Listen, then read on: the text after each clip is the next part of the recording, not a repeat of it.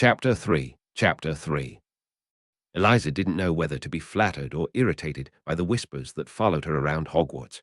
They whispered her name furtively, gossiped about her scar and her sorting as she walked past them in the halls. Some had awe in their voices, some were vicious, talking in hushed voices about how she was turning traitor. Eliza couldn't help but scoff when she heard those.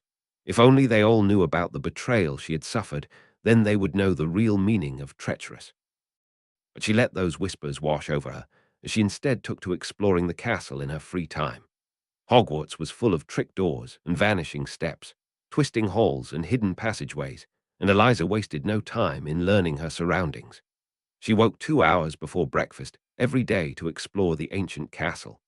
The bonus of her obsessive behavior was that she was usually one of the first to class, giving her ample time to create a good first impression on her new professors. On Wednesday nights, they had astronomy. Eliza already had a passing knowledge of the night sky, Muggle science seemingly far more advanced in comparison to the wizards. 3 times a week Eliza had to suffer through her biology. She wasn't a fan of the subject. It reminded her too much of being forced to tend to Aunt Petunia's garden when she was still at Privet Drive. History of magic was tragically boring, and Eliza found herself once again questioning Dumbledore's decisions when she was forced to sit through an hour of Binns' ghostly teachings. Defense would have been interesting if they actually had a competent teacher. Instead, Eliza had to suffer through an hour of a stuttering fool lecture her, and have her nose assaulted with the scent of garlic that was so strong it caused a curious pounding in her head. Charms was interesting, and Eliza quickly established a good rapport with the small charms professor who was impressed by her reading on the subject. The theory for charms and transfiguration had thrown Eliza for a few weeks in her initial studying, so unlike Muggle science, it had made her head hurt just thinking about it.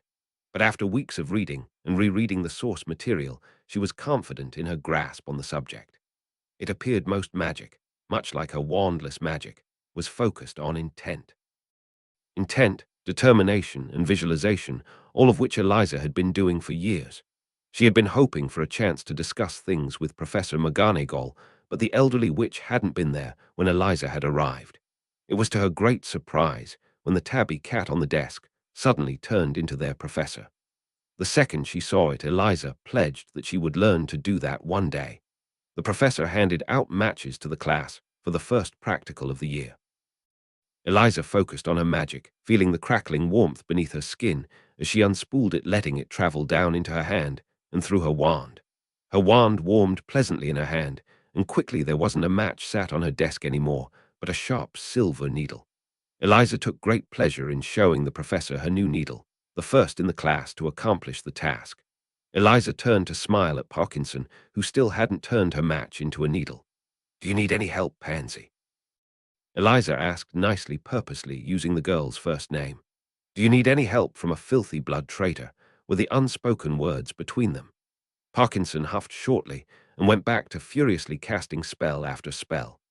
Eliza leaned back in her chair, lazily changing matches into different needles throughout the lesson, gaining more and more house points. Any time she was not in lessons, Eliza could be found in the library. She knew she had raw power, could feel it in her veins, but that meant nothing without knowledge.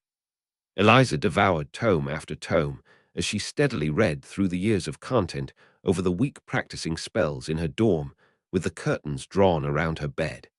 She had even learnt how to ward her belongings through a buried book on runes in the back of the library. They were simple, silencing charms and intruder alerts weaved together around her bed and trunk, but it did the job. The tension between her and her year mates had only been growing these past few days. Draco Malfoy and his court of sycophants wasted no time in insulting her, snidely whispering about filthy blood traitors and muggle-loving scum. Tracy Davies, the other half-blood in their year, always looked uncomfortable when the round of insults began, but she never bothered saying anything. She probably didn't want to end up a pariah like Eliza, and spent most of her time with another quiet Slytherin girl, Lily Moon. It was Friday now, and Eliza was piling an assortment of fruit onto her plate for breakfast, still unused to the heavy, rich food Hogwarts served. The owls swooped in overhead, but Eliza didn't pay any attention to it. Nobody would be sending her mail, and she refused to get a subscription to the rag that was the daily prophet. It was only the crowing voice of Malfoy that made her look up from her breakfast. "Your parents sending you letters, Potter." "Oh, wait, no, that's not right, is it?" He simpered as his stupid court burst into laughter around him. Oh, she couldn't wait to finally put that brat in his place. It wasn't even as if she was bothered by his words. This past week it only took his presence to annoy her. Blocking out their crowing laughter, Eliza instead turned her attention to the brown barn owl that stood grumpily in front of her with a scruffy-looking letter tied to its leg. "Dear Eliza, I know you don't know me, but I was meant to take you for your supply shopping. I knew your parents, you see. I was wondering if you'd like to come down for a pot of tea after your lessons today." Send a reply back with the owl. Make sure to give it a treat. Ruddy bird snapped my fingers off. Hagrid. Eliza narrowed her eyes in confusion. The only contact she had had with Hagrid was the opening feast with the rest of the first years. She didn't know him. He didn't know her, but he knew her parents. If she hadn't heard what a bumbling fool the oaf was, Eliza would have judged it as a blatant manipulation. He obviously didn't know her at all if he thought she still had any lingering attachments to her parents, storybook figures who she didn't even remember. Eliza scanned the staff table and saw Hagrid looking at her hopefully before he averted his gaze. It was then that she noticed how closely Dumbledore was watching her reaction to the letter. Ah, but of course. Eliza pulled a quill out of her bag and quickly jotted down an affirmative as she sent it off. If this was how the old coot wanted to play the game, then so be it. She had a potions class to get to. She trailed behind the rest of the Slytherins as they made their way to the dungeons where potions class was held. Eliza was actually quite excited for potions. It was no transfiguration, which was now her favorite class thanks to the failure of defense, but the possibilities of the subject seemed endless. They all shuffled into the cold classroom, and Eliza headed towards a desk at the front. She would have to work extra hard to create a good impression on Snape, as the man undoubtedly probably held some suspicions now after their first meeting. It didn't matter. Eliza loved a challenge. The sullen professor took the register, pausing slightly on her name before continuing. When he called the last name, he moved to the front of the class, swooping up through the rows as he spoke. "You are here to learn the subtle science and exact art of potion making," he said quietly, but Eliza was still held in rapt attention as he continued the rest of his speech, enthralled by his words. Potions class truly might become her favorite. He finished his speech and scanned the crowd with his icy black eyes before they landed on her. "Potter," he said suddenly, "what would I get if I added powdered root of asphodel to an infusion of wormhood?" Eliza pondered the question for a few moments. Wormhood was usually used in sleeping draughts, but she knew Snape was looking for something more specific. Asphodel roots, powdered roots of asphodel. The answer was on the tip of her tongue. "I believe you get the draught of living dead, sir," Eliza said politely, and Snape curiously looked like he had sucked a particularly sour lemon. "And where would you look to find a bezoar?" he questioned again. Oh, that was just too good. "Well, preferably in the ingredients cupboard, sir, unless, of course, there was an easily accessible goat's stomach lying around," Eliza commented cheekily and watched as Snape clenched his jaw in fury. He had been trying to humiliate her, prove her nothing more than a dunderhead in front of her classmates. Eliza wasn't just going to let an insult to intelligence, an attack on her status, slide. She smiled sweetly at him, and she knew just how much he wanted to take points off her. He glared one final time before rounding on the Gryffindors and choosing a different victim. A point to her. Snape's mood didn't improve as the lesson continued. In fact, it only got worse the more Eliza worked. And then the Longbottom exploded his cauldron, and then he didn't even get to belittle her potion skills, as she turned in a perfect cure for boils. Yes, he was in a bad mood indeed. Eliza happily walked out of the potions classroom when the lesson had ended, dodging a simple tripping jinx from Malfoy. She had a gamekeeper to visit. Hagrid's hut was, well, exactly as it sounded. The wooden shack was situated out on Hogwarts grounds and looked as if one large gust of wind could knock it over, and the inside was no better. But Hagrid had opened up the door and ushered her in with such a large smile and heartfelt hellos that Eliza set aside her distaste and strode in. She had grown up with less, after all. It would be rude of her to judge. Hagrid gestured for her to sit down as he put the kettle on and began making them both a brew as he spoke. Good to see you, Eliza. I ave to say I was disappointed when I eared Professor Snape had taken your supply shopping, was looking forward to it myself, he said jovially as he came to sit down across from her. Eliza plastered a fake smile on her face, trying to appear as eager as possible. Yes, you said you knew my parents, sir, she said, looking up at him imploringly. Everyone always fell for the sweet little orphan act. Every time. Hagrid let out a booming laugh. No, that's her business, Juice, call me Hagrid, he said between chuckles, and Eliza nodded her head in easy agreement as he carried on chattering away. Yeah, I knew your parents. Bloody good wizards they were. Gryffindors the both of 'em. He looked sheepish here and gestured nervously to her tie. They wouldn't blame you for being in Slytherin. I'm sure they get used to it, he said earnestly, as if those words were meant to comfort her instead of trying to make her feel ashamed of her house. An awkward silence ensued after that, and Eliza was just about to leave when Hagrid spoke again, evidently noticing her attention on the paper beneath her cup of tea.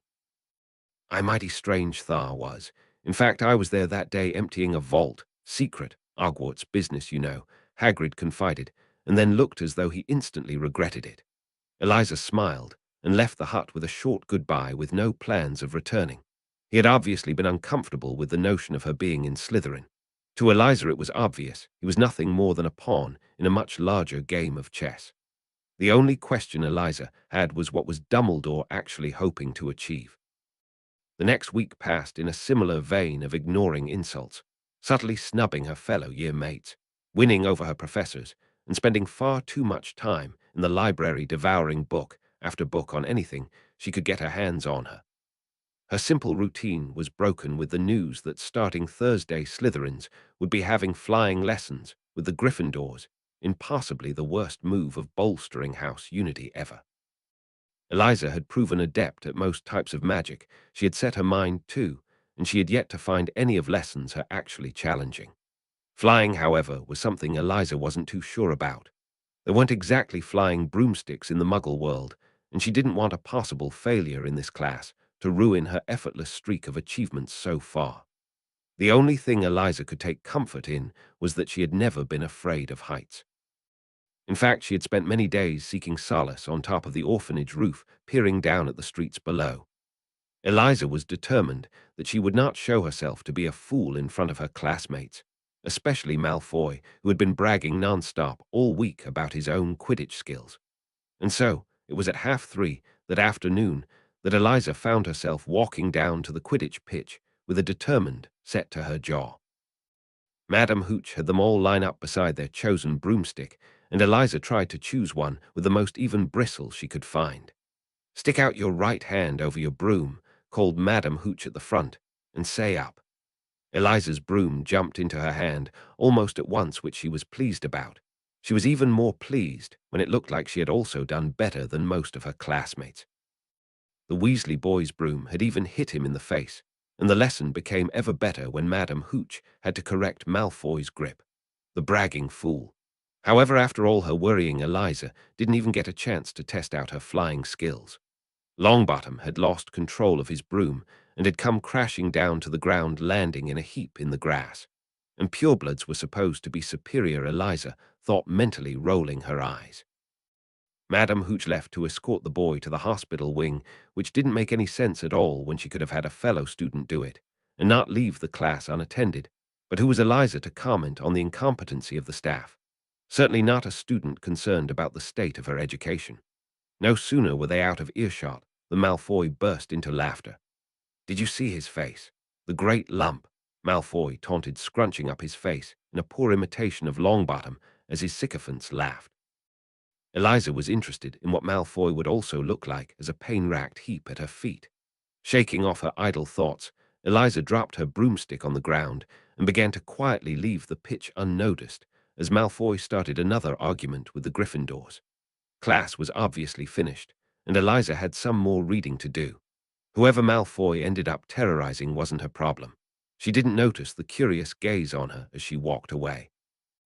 It wasn't until the end of the day, when Eliza was sat in the comforting Slytherin common room, did she find out what had actually happened. Malfoy had stolen a remember-all that belonged to the Longbottom boy, because he was apparently the most boring kleptomaniac in existence. He had got into a fight with Ron Weasley, and had then challenged him to a wizarding duel, tonight at midnight in the trophy room. It was 2 hours of hopelessly trying to tune out Malfoy's bragging that made her snap. "You're not actually thinking of going through with this, are you?" Eliza pitched her voice over Malfoy's boasting. The common room turned quiet as they all began listening to the confrontation. "And what's it to you, filthy blood traitor?" said Malfoy with a sneer on his face as the other Slytherins twittered. Eliza didn't bother standing up. She didn't even bother moving from her relaxed position in her armchair. Instead, she simply quirked an eyebrow in Malfoy's direction and scoffed. "It matters to me because the house matters to me, and I don't want your foolish Gryffindor tendencies to ruin our house standing," said Eliza clearly, face blank, but inwardly she was grinning. Oh, she had just been dying for a confrontation like this. "Why, you?" Malfoy spluttered, an angry red blush marring his pale face. "You go out to the trophy room. You either win or fail to beat Weasley, which is a likely possibility." Eliza couldn't resist adding in, "and then you get caught, and we lose all the points we've worked for," she finished, and she saw some older years nodding in agreement around her. "Well, what do you suggest?" Malfoy said scornfully, as if being a half-blood made her dim-witted. Eliza allowed herself to smile then. It was an overly sweet one, and Malfoy eyed her nervously. "We all know Weasley will go through with the duel. Don't go out to meet him like an idiot. Stay inside the common room, and we can causally let it slip to Filch that someone will be in the trophy room tonight at midnight. Gryffindor loses house points, and we keep our hands clean," Eliza explained, as everyone listened to her speak. "Now doesn't that sound better?" she tacked on condescendingly. Malfoy tried to regain power of the conversation, clearly flustered. "Bright idea, Potter, but I can't let Filch know without leaving the Commons in the first place," he said smugly, as if he had come out of this argument victoriously. Eliza laughed shortly before turning to scan the rest of the room. "Folly," Eliza addressed the female prefect who had led them here the first night. "You have prefect rounds tonight, don't you?" Eliza asked innocently, and waited for her to nod before continuing. "Do you think you could help us pass on a message?" She asked slyly and matched Fawley's answering grin with one of her own. Eliza didn't stay long in the common room after that, not with the status so obviously unsettled in Malfoy's ranks. "Let me know how it goes, would you?" she chimed as she walked up the stairs to her dorms. She would cause cracks in Malfoy's ranks and watch them crumble from afar. She always knew she would be the victor of this little game. It was time Malfoy realized that as well. The next day Malfoy's court was clearly fractured, and Eliza's plan had clearly gone off without a hitch, judging by the near-empty Gryffindor hourglass and the sullen look on Weasley's face. The upper years had clearly been impressed with her demonstration last night and had been subtly keeping an eye on her all day. Malfoy, on the other hand, had not so subtly been shooting her angry glares all day long as well, and Eliza felt something itch within her at the thought of the inevitable confrontation that was to come. It happened when she returned to the common room later that night. The second she stepped into the room, a hush fell over its occupants. Eliza took an easy, relaxed stance, but inside her robe sleeves, she was gripping her wand. "And there she is, the dirty little blood traitor who thinks she's better than us," Malfoy crowed, stepping out into the middle of the room to meet her, a ring of students surrounding them. "Someone ought to remind you where you belong," he threatened with malice in his eyes. Eliza stood blankly, keeping her stance lazy and relaxed as she studied him. "And you think that someone's you, Malfoy?" Eliza commented easily as she slowly unspooled her magic from her core. She could probably defeat Malfoy with the first-year spells she had learnt, but some part of her was desperately craving to put on a show. Eliza was a creature of violence at heart. "Like a filthy little half-blood, like you could stand up against my father, against the Malfoy name." He scoffed, arrogance dripping from his every move. His wand was held loosely at his side. "I don't need to stand up against your father, Malfoy," Eliza said, a wide grin splitting across her face. "When I just need to ruin you," she finished darkly. Before the Malfoy heir could even raise his wand, Eliza had unsheathed hers and struck quickly. "Expelliarmus," she said viper fast. Malfoy's wand was flung across the room, and he stumbled a little under the force of the spell. But before he could scramble to right himself, Eliza cast again, Incacerus. Black ropes tightly bound the Malfoy heir, until he toppled over onto his side, desperately squirming. The arrogant air he had held before had long since vanished, and instead his pale, pallid face was twisted into one of fear, his slate-grey eyes shining wetly as Eliza approached. Eliza picked up his wand. She made her way over to him slowly, twirling it tauntingly between her fingers as she bent down next to him. She jabbed her wand harshly against his throat as he squirmed to get away from her. She tucked his wand away in favor of grabbing his hair, yanking it, so he had no choice but to see her face. "Now I believe you'll think twice before attacking me again, won't you, Malfoy?" Eliza cooed, gently, as Malfoy's bottom lip quivered when he met her eyes. Eliza let go of his hair as he started frantically nodding in agreement. Eliza huffed a laugh as she stood backing away from him. She released his quivering form with a flick of her wand, chucking his in the direction of his crumbled figure. "Pathetic. And before you think of attacking me again," Eliza said as Malfoy unsteadily climbed to his feet, "remember what this filthy little half-blood can do," she finished with a smile that made Malfoy pale even further. It was a small, vicious thing, too sharp, full of teeth and the promise of violence. She walked away from the still sniveling worm and the silence of the common room with her head held high. And as she made her way to her dorm, she ignored the way her hands were still itching for blood. It didn't matter. She was victorious, just like she knew she would be.